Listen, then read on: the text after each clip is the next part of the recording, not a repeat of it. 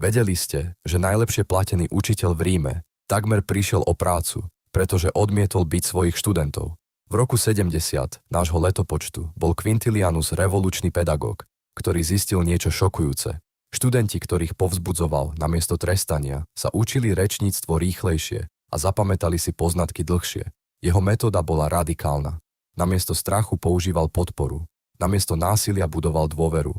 Bohaté rímske rodiny sa predbiehali, kto dostane svoje deti k nemu na vyučovanie. Quintilianus veril, že dobrý človek musí najprv rozvinúť charakter, až potom zručnosti. Jeho kniha Institutio Oratoria sa stala základom európskeho vzdelávania na 1500 rokov. Moderný výskum mu dal za pravdu. Psychologická bezpečnosť skutočne zlepšuje učenie. Keď sa študenti cítia v bezpečí, ich mozog je otvorený novým poznatkom. Quintilianova múdrosť žije dodnes.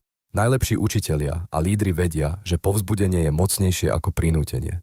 Strach blokuje učenie, ale dôvera ho oslobodzuje.